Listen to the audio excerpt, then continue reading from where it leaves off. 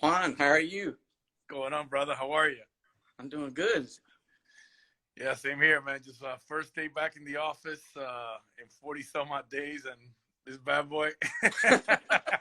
Yeah, I saw on Facebook earlier you said today was your first day back in the office. So how's that been so far? It's been cool, man. It's just I missed. Actually, we came in for a few hours on Friday, quick manager meeting on the reopening, and everybody's coming back and posting signs everywhere. So a lot of the keep your distance. Only so many people in the lunchroom, in the bathroom, and everybody has to wear a mask. So we got provided masks. We got provided our own hand sanitizers with our name on it and everything, which is pretty funny. And so yeah, but I'm back. We're back, and doing meetings, trying to just find out how get back to a little bit of a normal routine. And it's been a good day. This has been a really good day. So I just happy to That's be back, awesome. brother. Yeah, now you just got to shave this thing off because it's starting to itch. Yeah, I saw So a lot of people asking, was the beer gonna go now that you were back in the office? So yeah, I'm gonna take care. I'll probably shave it this weekend and get rid of it and go back to normal. But I'm afraid it's gonna be like the white here and then like the red here from hanging out in my pool and whatnot. So it is what it is. And I was trying to go live with you from our upstairs lounge, but you had told me in the directions that you wanted to make sure that our feed was good. Good Wi-Fi. And up there, man, the Wi-Fi is not that great. okay. So yeah, it is. Yeah, It thank is you. what it is. But still, we get the office setting because for the last couple of days it's been people's homes, and which is nice. It's almost like it reminds me of MTV Cribs because we Yeah, got yeah, to see something so like many that. people's Yeah, so so many I'm like, people's as you like can see, this backyards. is my little hole in the wall office here. I like to call it this I call it, see, that's Kaiser's office. I notice mine is all glass, so I call it the aquarium where the shark lives. So mine is like it's literally a glass wall, glass door, and Kay's right across the way. So whenever he needs something, hey Juan, come here. We gotta sit down and talk about this, that, projects and whatnot. So it's pretty cool. So how you been? Everything good with you and your family, man? Yeah, I mean, it's been like everybody. I mean, we've had our ups and downs and just adjusting to not socializing as usual and all that stuff. My mom's one of those at-risk people, so it was a little bit of a challenge, to get her to kind of get used to staying at home a little bit because she's always on the go. So we've all kind of gotten it normal, but Mother's Day is this week, and she's already like, I want us to get together, and we're like, we'll see. So we're gonna try, um, Yeah, try, with but me, do with it. me, it's the same thing with me. My mom lives in Fort Myers, so she's about an hour and a half, 2 hours away, and I haven't seen her in 2.5 months, and she's got heart disease, and so I'm Yeah, like, Mom, just stay put. Uh, we'll see each other. Don't worry about it. But I talk to her every night, and she's doing well. She's just staying inside the house. I send her the Instacart thing for her groceries, and yeah, she's old. She's older, so it is what it is. yeah. Well, like what I wanted to do today was I wanted to talk a little bit about Gurkha, and also I want to talk about you because, when I was thinking about deep cuts and the kind of people I wanted to have on here, I was like, I want to have, people that I know, but I want to have some fun people too because, the industry is so full of fun people, and especially this year, we started off the year before even coronavirus. It was like a heavy year. People were kind of just a lot going on in the industry. I'm sure people who follow the different blogs and Half Wheel and tobacco business and all, everything that was going on. And then it was like coronavirus happened, and it's kind of brought us all back together a little bit better because it kind of leveled out the playing field, whether you're a retailer or a consumer or a manufacturer. It kind of just leveled things out a little bit. So I thought this was a good time while people are still kind of stuck at home or have, aren't in the office as much, just to kind of bring to the front some, brands that I know of and that I like, and even something I'm trying to get to know a little bit better. So I thought about you because I know every time there's an event in Miami and I'm lucky enough to make it down there, like I always encounter you. I think we saw each other at the Hard Rock event. That was the last Yep, one, I yep, think. yep. So I was like, Juan is one of those people, who obviously is, everybody knows you.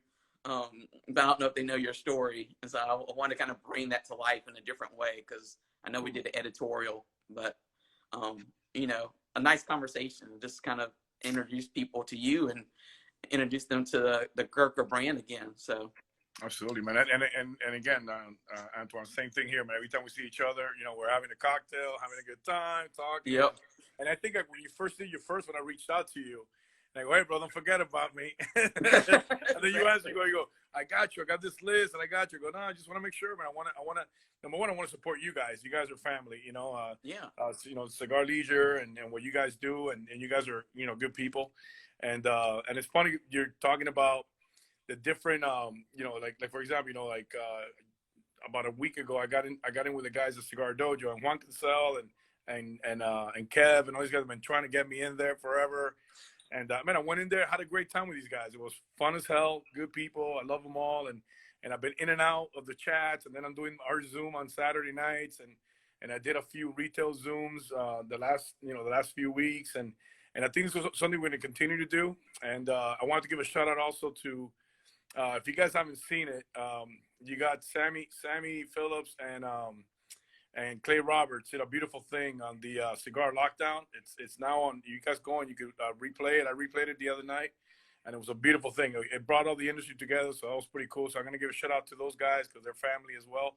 Because at the end of the day, we're all family in this industry. It's a very small niche industry, and that's what we are. And so yeah, it's been weird not to travel. This is my 24th year in the business, and this is the first time I stayed home for more than a month in 24 years. So you can only imagine how I'm feeling right now. Ready to go back on the road and go out with my teammates, my reps, and visit those accounts that we love, and get to make new friends, educate the people on our product, and on the Gurkha side, and some of the new offerings that we have. So to get to your answer, so now that I get all the shout outs to everybody, I started in the cigar industry with Caribbean Cigars in 1996. It was probably we were the first publicly traded company, and that lasted about a year, 9 months, and then Kevin Doyle, the owner and the founder, when they went public, this guy just ripped off the industry for the investors for a ton of money, and literally said at one point we had 18 reps. He kept the best 4 reps, and luckily I was one of them. And he gave us each $5,000 and a van, and said, go to the Nashville show. Don't really take any orders. Go look for a gig for another job. And that's where I met Seth Levine, which is Carol Levine's, Carlos Torano's daughter. And funny enough, so I meet Seth. We start talking, exchange numbers, this and the other. I get back from the trade show, and I go play golf at the Biltmore, and I go by myself. And look, dude, it's just one of these things that was meant to be. And when people, how'd you get into the industry?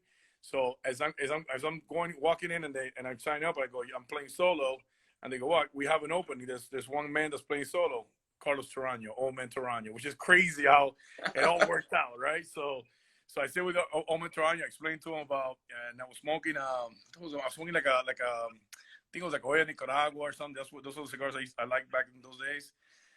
And he goes, so you smoke cigars? What do you do? I go, well, actually, I've been in the industry for about 9 months, and I know Seth. He go, oh, no shit. Well, we're starting our own distribution company for Carlos Torano brands. So we have Central American Tobacco, which is the ones that owned other factories, and then Carlos Torano Cigars. So I started with Carlos Torano.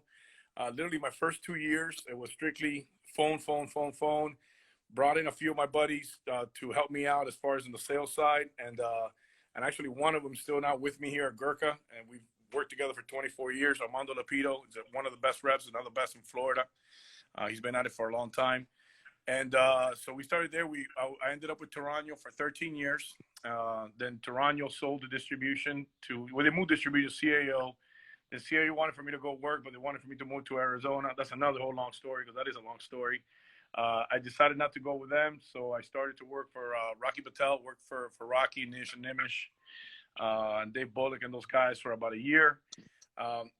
Good fit, just didn't work out. I felt, the company's fantastic. They're my boys, they're still my family, but I felt that the growth there is going to be a little bit slower. And so we decided to, part ways, and we're still great friends. And that's when I came to Gurkha.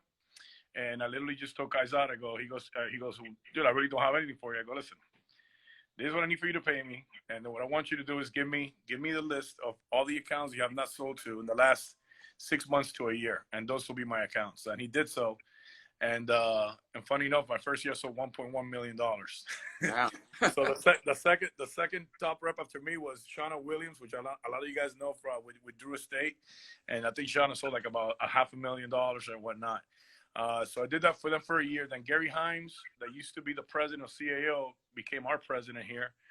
And he literally said, what do you do here? I go, man, I just sell cigars and open up accounts, and I've been doing this for a long time. And he goes, I remember you. You rejected me at the job at CAO when you came to Nashville. And I go, yeah, that was me.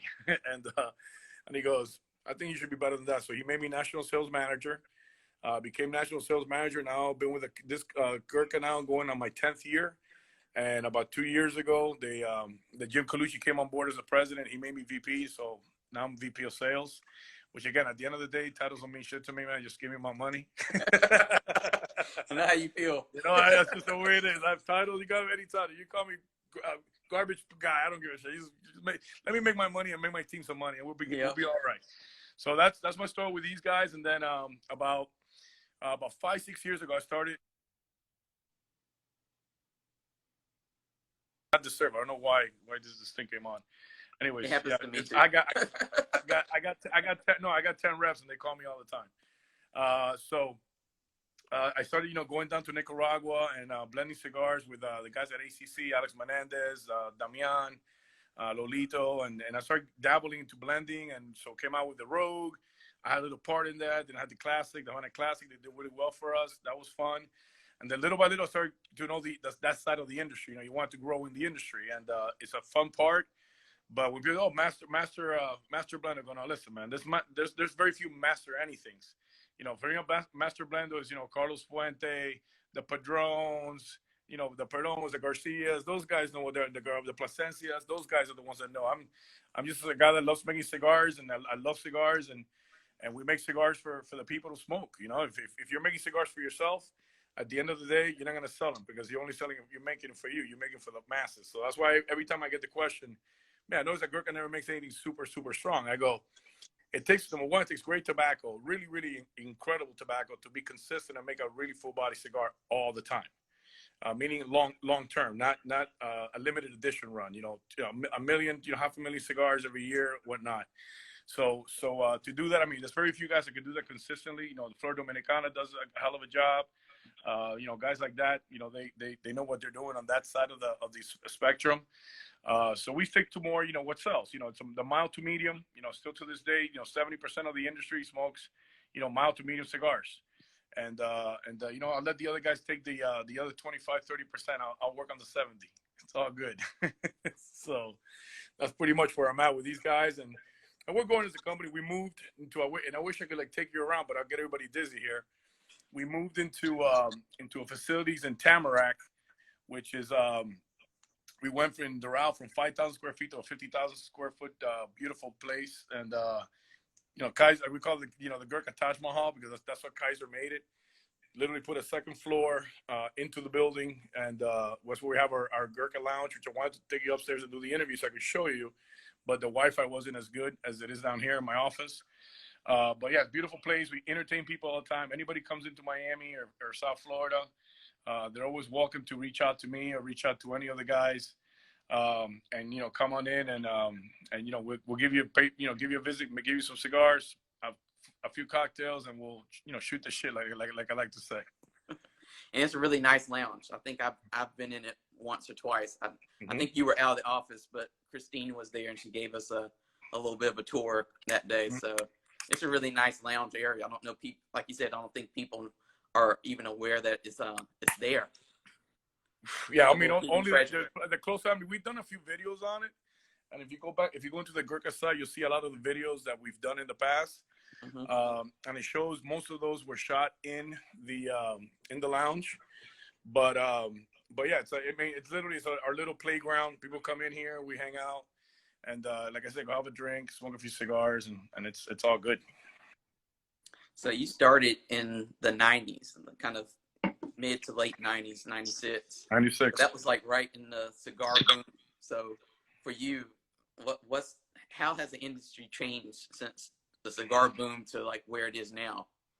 Well, during the cigar boom, it was easy pickings, man. I mean, you could roll a shit cigar and you sell it because everybody wanted it. I mean, it was crazy. We were selling Caribbean cigars, probably about 18-20 million dollars in cigars and flavor, amaretto, this, that, the other, Calle Ocho, all these off brands, and whatever we could make, we would sell. And it was always sold. So I think what's changed, obviously, it's not long as easy as it used to be. But in the last, I would say, 7 to 8 years, everybody's got really good tobacco. Everybody's got really good cigars. There's very few shit cigars out there. Back in those days, I remember like in '99 when in '98, '99 when the boom really flattened out. I mean, there was dead in the water. Going down to Nicaragua with Charlie Torano, and there were like all these small little factories that are now reopened by guys like Roma Craft and stuff like that. But there were these small little factories, and at nighttime it was all Beatles everywhere because they had abandoned all the tobacco, cigars rolled. I mean, they left it behind. Guys came in with the money, invested the money, made their money, and they said, they flattened out. Tobacco is not super expensive, especially back in those days when you could roll anything and you could buy, the stuff, cheap, inexpensive. And so that's the difference. I think nowadays, there's very few bad cigars. There's a lot of great cigars out there, and there's a lot of great personalities out there, which is part of the industry. And it's funny to me because I have a lot of friends in the business, and I love what I do, and I see these guys, these characters, man, and everybody's got their own little niche. And people, Juani's coming, Johnny Walker Black, let's go. Juani's gonna hang out, party. He's gonna smoke, he's gonna talk all night, he's gonna do his thing. Then you got the other guys. You got Eric, you got Juan Cancel, and that were fun guys, and the people love them because they're just themselves, which is cool. And then you got the serious guys. You got the George Padrones of the world, which he's cool when he's not in a huge. He's a cool guy, but he's not gonna put himself out there. There's no need to. He makes great cigars. It is what it is. So I think that the main change for us is that between the boom and also obviously the online presence. For not just stores, but obviously, the big boys, the CIs, the world famous cigars, and guys like that really put a little bit of a damper on the brick and mortar side, which I'm a big supporter of brick and mortar. Always been. So I think that's mainly the biggest change as far as how I feel from those, from that era to what's going on now. And obviously the smoking laws before you could smoke anywhere. Mm-hmm. Now it's good luck to find a place to smoke if you're not a cigar lounge or whatnot. So I think that's the main difference has been that, and and hopefully we'll continue to have keep making great cigars, have a good time, meet a lot of people and educate. I mean, just put a little bit of a damper because I know this is going to be a while before we really go full throttle like we're doing at all the events and whatnot. So we'll see what happens there, but this too shall pass, like I always say. Yeah, I guess that's a good topic to get on. Like, how do you think the coronavirus and what we're going through now with all these like shutdowns and phased openings and back and forth, how do you think that will affect the industry?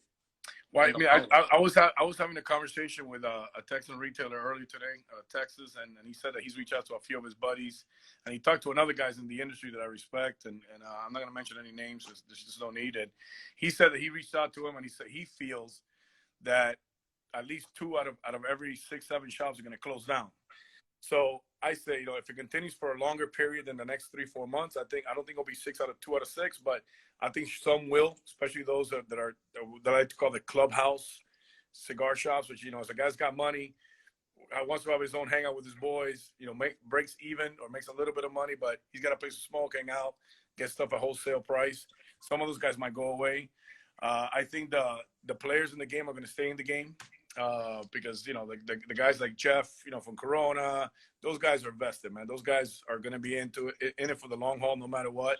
And I mean, I'll give a shout out one of a good friend in the industry, Shorty over at Cigar Connection. We're gonna do this thing for TAA. He's like, Juan, I'm not gonna buy shit this year from you. I go, as far as the TAA, and I go, he goes, I want to make sure I keep my guys employed, and I appreciate it. I go, hey, sure, you know what, man, that's awesome, because at the end of the day, man, those guys are the ones who represent you when he's not there. So doing that to me, it's very honorable, and I think that's what this industry is all about. is stay in the course with these guys and make sure you keep your good guys. So I think that's going to be a little bit of a change, but this too shall pass, man. I mean, that's my frame of thought every morning. I go, man, I can't wait to get back on the road. When I sat with Jim today, he's like, Juan, it's going to be another month and a half, 2 months before you start traveling. I go, not a true story, because Florida opened up in Orlando and Tampa. Armando, you and my rep, Armando, you and I are going to Tampa, Orlando next week, dude. I gotta get the hell out of here. So I'll probably be hitting the west coast of Florida, if not next week, the week after that. So how do you think this affects events in the industry? Because events are a big part of how manufacturers connect to retailers, if it's a trade show, and also how they connect to consumers for all these, events that happen throughout the year. Yeah, I think the events, I think that's going to be the biggest hurdle. Because, when you start doing the 25%, 50% capacity, I think what's going to happen is we're going to go into something along the lines of ticketed events. So if you do an event and your capacity is 20, 25, and that's not a lot of stores that have that capacity, you got to make sure that the rep's going to go in there. He's going to be one of those 20 guys, unfortunately. Like I told my guys, make sure whenever you start traveling, it starts opening up, make sure you call your retailer, because there's only 10 guys that are allowed to be in the store. I want to make sure they want 10 guys that are buying cigars, not you trying to sell them cigars, So I think it's going to become more right. It's going to become more of a ticketed thing. So, like, for example, like the ideas that I'm doing is that I'm thinking about is, if it's going to be 20 guys, let's try to get these guys to buy 20 boxes, a box each per person, get a ticket. They come in, the rep will educate them on the product. We'll bring out some swag like we normally do. And I think it's going to start slow. It's going to be like that. I mean, I'm truly hoping that they don't cancel the Rocky Mountain Festival out in Colorado. That's my favorite festival, and that's 2,000 people strong, open air, and I hope they really don't cancel that. So I think when it comes to events, it's going to be a slow go. I think it's going to be a lot more of this that we're doing here for the time being. Maybe the reps go in with their laptops and they do their spiel, and then maybe I'll come on, or I'll get Kaiser to come on as a special guest or whatever, and we'll do a spiel on the Gurkha, the brand and the history and whatever brand we're promoting that day.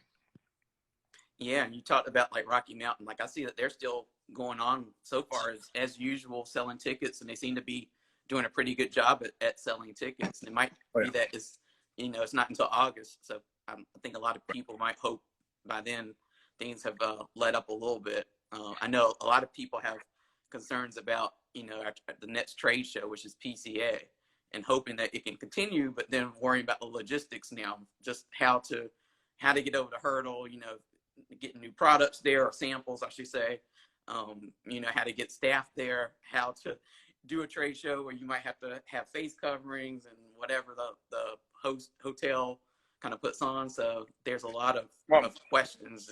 I mean, you're talking on the PCA side. I mean, you're talking number one, what the Venetian said. I mean, 4 people per elevator.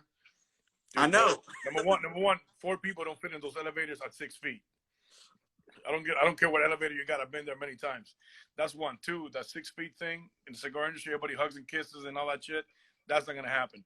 My biggest concern is, and what I did is I had my guys this week calling, 10, 15 of their top accounts and asking if they're going. Yes or no. So I could have this data and then pass it on to the PCA guys so they understand what people are saying. And I've got a few feedbacks already. Some guys, they'll go. What concerns me is, number one, is obviously the health of my team. That's right. And myself. That's the number one thing. Number 2, a lot of the retailers have lost a lot of their employees, and they're not going to get those guys back, because some of those guys are now making more money staying unemployed than they are going back to the shops. And I've heard a few of the customers that I know well that have told me that's happened to them already. And number 3, listen, when you take a big cut in your overall revenue, of 30, 40, 50%, because what's going on with the coronavirus, you're not going to have the money, man. You're not going to have the money to spend. You're not going to have the money, and it just doesn't. To me, it doesn't make any sense. I think we should either postpone it, move it, sometime a little bit later. Talk to the guys at the Sands, and hopefully they give us the same deal as sometime in December instead of doing it in August, in July. So I know they're hesitant to pull the plug because I'm sure there's monies and contracts involved, and I'm sure they'll do a good job because I know the board and the good people, but. We need to stay safe first, and our industry stay safe, because we're a very small industry. If we knock a few of the guys out, it makes us even smaller. So we got to stay all healthy to keep cigars. So now let's talk about something a little bit lighter, which is Gurkha. Because I Mm-hmm. don't know, because Gurkha. When I think of premium cigar, I think of Gurkha just from like how you all market your product, how it's it's presented, the bands, the nice luxury humidors. I mean, it's like the epitome of luxury in my view. Like when I think of premium cigar, so like what makes, and you kind of talked about this a little bit earlier, but what makes Gurkha so different from any other brand in the market? I think for us, I mean, I've always said, and Kaiser, and I told this to Marvin Shankin many years ago. I go, you got all these Hall of Famers that are well deserved to be in this Hall of Fame. This gentleman changed the industry in packaging. I don't care what anybody says. When he was the first guy to introduce the wax tube with the Grand Reserve as our flagship cigar. Then he went into that Beauty and the Beast with the frosted tubes. Then he got into the Genghis Khan and the Warlord with his chest and whatnot. So he changed the industry. He's always said to me, he's like, he comes from the watch business. So he's like, the present you buy with your eyes first. And that's a true statement. That's everybody knows that. Right. So with him, he says, people, I still don't get how people don't spend the extra 3-4 pennies and make it a nicer band for their cigar. If you're putting all this money into a cigar, what's more sense to make it nicer and a better presentation, eye-catching to you? And so that's what I think he does best, and then he promotes it as that. But I always tell people this: although we are the Ferrari and the Lamborghini and whatever, because we have expensive cigars, what gets us through the day is the Lexus, BMWs, and Hondas that we sell, which is a regular portfolio of lines. So I always keep that in mind. I go around, that's what I sell. All right, I don't sell HMRs. I sell great cigars at a decent price, and I think that's where we started as a company, evolving, not just concentrating on the expensive stuff, knowing that the sellers, the ghosts, the new Nicaraguan series that we made with Arganosa, that's been a home run. Stuff like that is what we concentrate on mainly in here in Gurkha. And you named a few of the Gurkha cigars, but which one is kind of most popular, I would say, right now? Like which one Right is now kind it's of the catching fire? Nicaraguan series made by Arganosa. It's a Nicaraguan Puro. Cigar is amazing, medium to full body. I was smoking it right now. It's starting to kick my ass a little. I'm starting to turn red because I haven't eaten lunch yet, and it's 4:30. So I've been all day. And it's a medium to full body. It's got all the Arganosa tobacco, which is great tobacco. Nicaraguan Puro, that's been a home run. We right now just got a call from a customer, and I told him, listen, I only have a few boxes left, and I don't see us getting anything for the next 3 to 4 weeks. So that's done really well. The Trenta with the limited edition box, that's done well for us as well. Another Arganosa project, and then our go-tos, our portfolio go-tos, which is the Cellar Reserve. The Ghost, made by A. Flores, that's always been a home run. That's always, $500,000 stick cigar for us, and that does really well. But yeah, right now what's hot and everybody's talking about is definitely the stuff that Arganosa is making for us. They make some great smokes. When it comes to selling a cigar, maybe like these days, like what are the retailers most concerned about? Well, retailers are concerned. There's a few things. If you're talking my company in my seat, for us the concern is obviously the online thing. Okay, that's always going to be a concern because that's how the company became what it's been, and now we changed it in the last 7 years. Now 70% of our sales are brick and mortar. The other 30 is more of the online stuff. It used to be the other way around. So that's a concern. And the other concern is making sure you're priced correctly. Make sure you're not charging $15, $20 a cigar for what should be a $7 to $10 cigar, because you need to be in that sweet spot. Again, it goes back to, you got to give the other 80%, not the top 20, the 80%, an opportunity to jump into the 20% sector by trying other cigars that they might not try. Because if I have something at $18, $20, that's going to be the top 10%, top 20% guys. The other guy's going to stray away from it. So we've been trying to be very price cautious in the last 6, 7, 8 years about making sure we're making good smokes at that $7 to $11 price range. So I think that's key. And obviously, like in anything in cigars, you got to be consistent. And I know recently, like I said, I told Christine this, like when all this started going down and we realized that we wouldn't be able to travel for a while and do events, I saw Gurkha pivot pretty quickly to doing more online and virtual stuff. And I thought that was like really great. Just because, like I said, you all didn't wait. You were kind of at the forefront of that with, along with Davidoff and Drew Estate were doing their virtual event, but you all were out there. You said, let's just do some virtual events, and they become like a regular kind of weekly thing. Yep, we're So, doing it. so how have those virtual events kind of evolved, and what have you found? Are there any insights you kind of gleaned from interacting with people Well, through that it's online? it's funny because when we do hours, I do hours at 9 o'clock on a Saturday, which is pretty late. And now that things are opening up, we might change the time a little bit because Saturday at 9, and once the restaurants start opening, they're not gonna wait. They're gonna be in the restaurant, dude. I mean, Right. that's reality, right? You gotta adjust to your times. So we might change that. But for us, it's been first few shows we had no guests. It was strictly Gurkha, smoking cigars. Then after we done 7. After that, then I started having guests in. So I took a little bit of a page from a dear friend of mine, Abe from Smoking, Mm-hmm. and he does Meet Your Maker, and I've been in his KMA show a few times, and so I don't call it that because I know Abe will probably call me out on it, and Abe's always right. So what I did was I don't call it that, but what I did is I had Abe Flores on. He makes our goes. I had Luis Cuevas, that's part of the Las Lavas, that makes our Cellar Reserve. And then I started having, I had Glenn Loop on last week. I might have, I'm thinking about maybe calling Ben and calling you guys to come on and talk on the magazine side. Mm-hmm. I have a few guys in mind.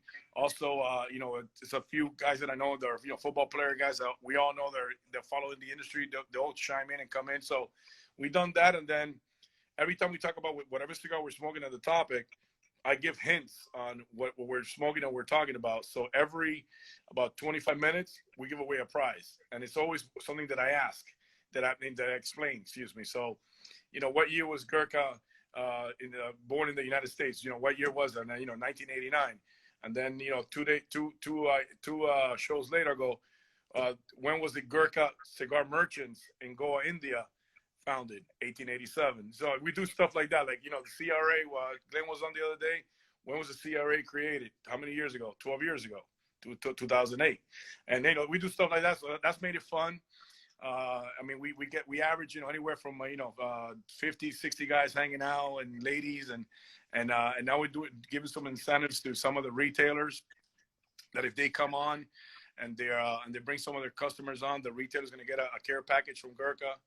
Wow, And that's cool. so it's another little incentive that we're doing. But we're giving 4 or 5 prizes away every Zoom that we do, and I think we're going to continue to do this. Once it starts to open up, it won't be weekly. It might be bi-weekly or once a month, but we're definitely going to continue to do it and expand on it. I know there's some within that app. There's some like private rooms that you go into and break into chats and stuff like that. And that's something that I'll need to learn because I'm not Mr. Technology. Not even close. So that's something that Christine brought up, and Aubrey, our other girl, that's in the social media side, brought up, and I thought it was a great idea. But so yeah, that's where we are, and it's been a lot of fun, man. I got to know so many people from all over the place. I mean, the only backdoor that I have is all my friends in Europe are all like, dude, 9 o'clock is 3 in the morning here. I'm like, I know, man. But and then I have to tell them, 90% of my business is in the United States. 10% is in Europe. You do the Right. math. You do the math. But I guess in the future you'll have to do a European. Well, one for the European market. Yeah. So what I'm doing now is I'm doing starting next week with my different distributors. So I'm doing one for Germany, one for my Brazilian guy, one for Argentina, and one in Switzerland. So I'm going to be doing, just coming like I come in here with you as a guest. And yeah, I mean, these things are fun as hell, man. They're really, I truly enjoy them. But I really miss just being with people. It's like, so when we first came out with the Zoom, it's like, Juan, he hates to drink and smoke alone. So why don't you join me? And so that was the tagline the first few times, and that's a true statement. That's a true statement. Yeah, I mean, I've found doing this for the last, I think this is week 7. It's been interesting just because I get to talk to people like you who usually you and I are in an event and there's so many things going on that, our conversation might be quick and short. So it's been nice to have like a focused conversation and then have people chime in every now and then. Like I had Ernesto on, Perez Carrillo on Friday, and, people, I never know what's going to happen. So, sometimes people ask questions, and he was on and they were asking all the tobacco questions. So, it was like they felt involved, which is nice. And I think this industry loves to be involved and interact with one another. So these little things are safe right now a safe way to interact. So I hope more companies kind of take a cue from you all and kind of open it up and see what you can do virtually just until things get back to a normal where we can have big events again and all that kind of stuff. Right. No, yeah, that's.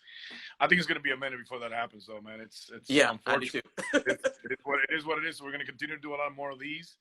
But yeah, I can't wait to get back to normal, get back on the road, get back on my routine, man. Three weeks in, 1 week at home. Let's go. And then one thing that I don't know if a lot of people know about Gurkha is that you all do a lot with the military or support the military. Absolutely. So can you talk a funny, little bit about that?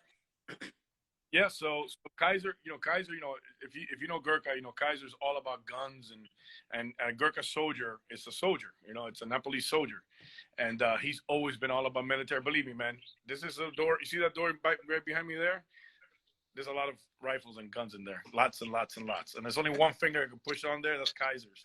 And so what he's always done, and I know he's done it in conjunction with CI and some of the other guys. He donates, and I know when I got to the company, he was donating. Anywhere from 50 to 100,000 cigars, and the crazy part is that every time we'll go out and do events, and these guys are coming back from Afghanistan or wherever they were, and they're all like, "Man, you know what? Thank you guys so much." And they always mention two companies, especially. They always mentioned us, and they mentioned Drew Estate. Right. And we're always supporting, and that's how we got some of these guys hooked on our stuff, and he's proud and happy to do it. And then when they came out that law that we cannot send to the military anymore, then Marco Rubio stepped on that and nipped it in the butt. Kaiser was one guy who was upset. He's like, man, so these guys could go out and die for us, but they can't smoke a cigar, because what they don't get is when they have to be on 23 hours a day, they take that 1 hour to smoke and go on a little break or vacation. You're taking that away from guys who are looking out for us here in the States. I mean, that made no sense, but we always have and always will be big on the military. And last year too, I know you all celebrated was it the 30th anniversary of Gurkha? So that's a long time, especially in this industry. So I don't know if people really kind of gave you all credit last year, because that kind of got it got some attention, especially with the, like you said, the cigar that you released to celebrate the anniversary, but nobody really acknowledged that big anniversary. So right.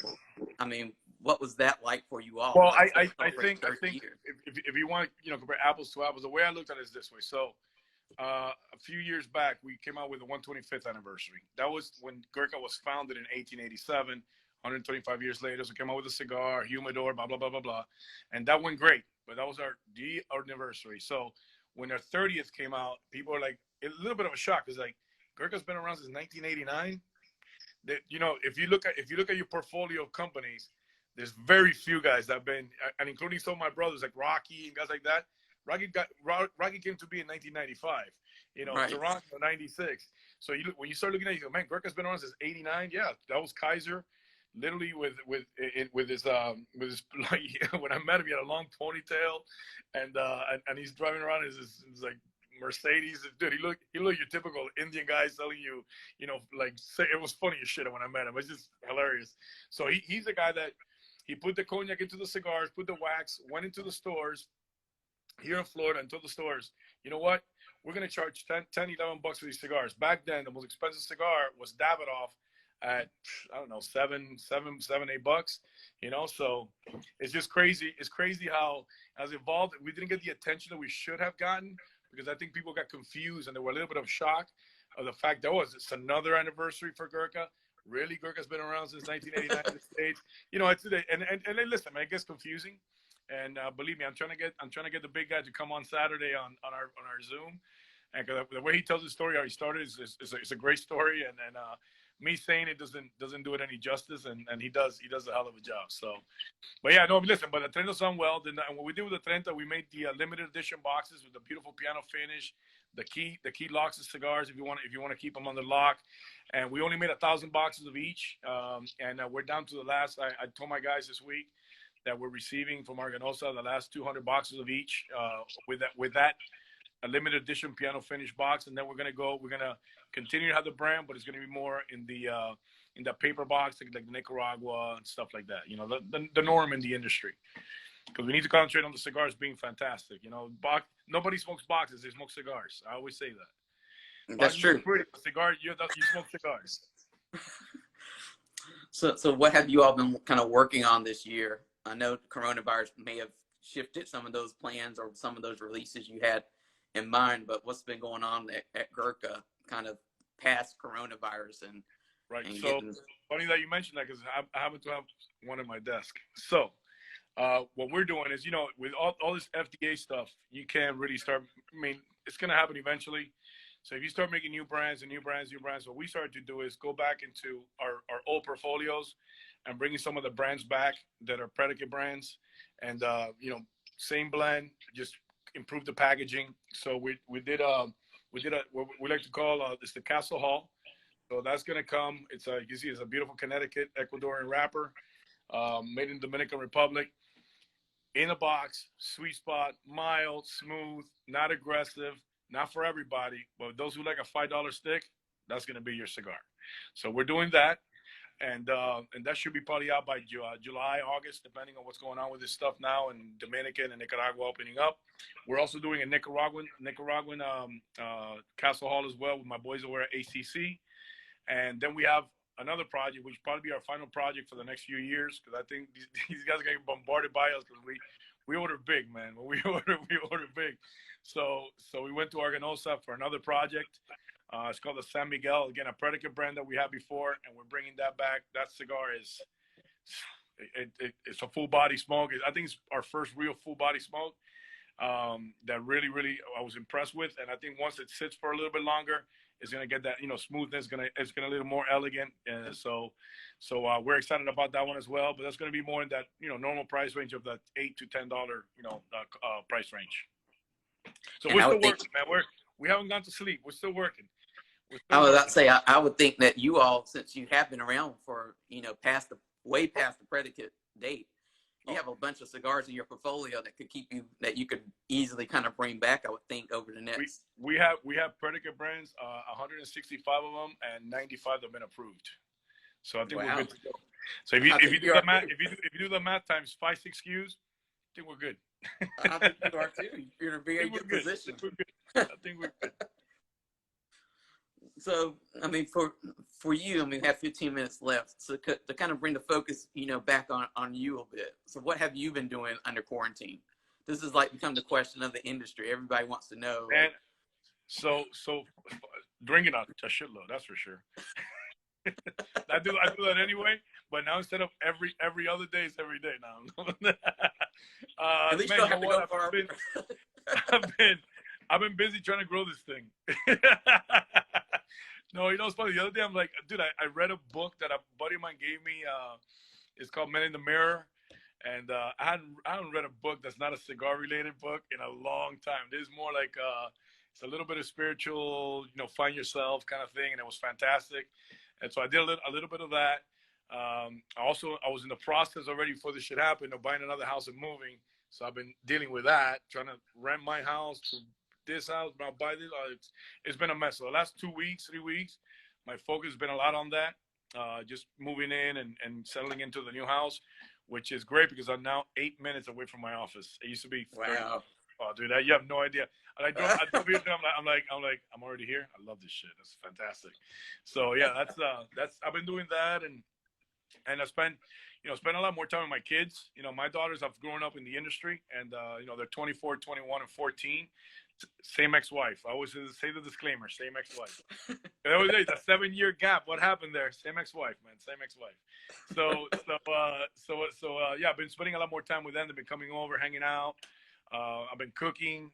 Again, I used to cook before because my ex-wife was a really bad cook and my girlfriend now is a great cook. So I had to cook back then. So I've been doing a little bit of cooking and just trying to stay busy and just trying to figure out what the hell we're going to do next, man, in this industry. Because, I mean, this hurts a lot of us. It hurts not just our industry, it hurts everybody. And so, yeah, I've been trying to stay busy that way and coming up with new ideas. And like today I spent half the day on what am I going to do for events? How am I going to work out events? I've called a few guys that I truly trust in the business that are big-time retailers. And they gave me some ideas what to do. And I'm gonna go ahead and sit on those and just go over them, refine them a little bit. But yeah, man, it's been just trying to stay busy to see what we're gonna do to stay relevant, because you got to stay relevant at this time. At this time, if you're out of the picture, you know, out of sight, out of mind. So you got to stay relevant. I'm not gonna be on every single day like a few people are. I'm not saying any names. There's people that are on every day for 8 hours. I'm not that guy, but I will be on for an hour or two, hang out, and I'll chime into a lot of the other Zooms and chat rooms, and it's fun as hell, man. Because I remember I did one like a week ago, and so guys, oh yeah, Gurkha, this that. So I start talking, explain to them, and then somebody saying, oh man, you gotta try this one. The guy goes and tries it. Literally like 2 days later, I go back into the same chat. Hey, Juan, you're back. Hey man, you're right, man. It's a completely different company now. I go, oh, you know, what the fuck do I know? Exactly. I see that all the time. It's all everybody like, especially on Facebook. There's a lot of people who like to talk junk until, like you say, just try this cigar, and then they eat their words and they come back and go, oh, I was wrong. Yeah, it's again, man. It's one of those deals. Listen, man, you cannot change the past. You can only worry about what you're doing now and move forward. And I think you know, we've come a long way, and we're on the right track, man. We're turning the corner to where we need to be, and you know, we got, you know, Jim Colucci as our president. Obviously, I'm the second guy behind him with my team. And again, people always give me credit, Juan, to you, Gurkha. I go, listen, man, Gurkha was here before me. He'll be here after me. And I cannot never do it alone. I got great teammates. You know, my reps are great guys, and girls, ladies, and we work together, and that's what we do, man. And what kind of advice has Kazat kind of given everybody during this time when, like I said, things are different? Man, you know, Kaiser's is a different bird, man. He's so I came in I came into the office to pick up some cigars. He's gonna kill me when he listens to this. I came into the office like maybe like, I don't know, like a month ago, before we started this whole Zoom thing, just to grab some like prizes and stuff to show. Dude, I get here and he's got like 7 buddies of his in his office. I'm like, dude, there's a coronavirus going around. And he's like, oh, these guys are all FBI, and I go, no shit, even worse. There are like thousands of people. And he's like, nah, we're fine here. I'm like, hey, what's up, gentlemen? How you doing? Grabbed my stuff and left. But he, dude, you know, K, he brought me food to my house one day. He knows I was moving. He bought me food, and dude, K's, you know, low pro. Listen, like, again, he's the owner, and when you have owners like a guy like him, is you put people in spots to do their job. As an owner, all you need to do is just make sure that bills get paid. We're making money. Everybody's happy. You keep the lights on. We'll take care of the rest. You put your peoples in your spots to do what they need to do, so you don't have to worry about that as an owner. Man, he put in since 1989. Mm-hmm. He's been doing this for a long time, you know, through the struggles, ups and downs. And so he, as far as advice, you know, K's the guy's always calling me. He's like, I need for you to go out there again. I need for you. I go, dude, that's what I do. I'm dying to go out there. You think I want to stay home? I hate it. I hate being home. So as soon as I come back to the office, I was the first guy to jump in, coming back to the office and doing my thing. And so it's good to be back. It's really good to be back. And I can't wait to go out and travel with my guys and go see all my old friends and make new friends and educate, and we'll see what happens, man. So. And you mentioned the brick and mortars a couple of times and how they're a very important part of our industry, which I think we all know. So in your opinion, especially having talked to some of them, I mean, how do you think we can best help them over this hump? Because I know this is like a tough time for them, because even if they've been able to do curbside, that's not like regular business. That's probably just a fraction of what they were used to doing. So how can we help the brick and mortars? Well, I mean, what we're doing on our end. Number one, I feel the best thing you could do to help them is stay out of their way, because a lot of people, and I see some reps online that are still going out there. They think they're supporting, but what they're really doing is getting in their way sometimes. So what we did on our end, we're sending out this week. Actually, we haven't done it. I came up with the idea with Christine and we're sending out this week 200 packages to 200 accounts. That is just, you know. Cutters, lighters, bags, this, that, and the other, for them to do their curbside thing.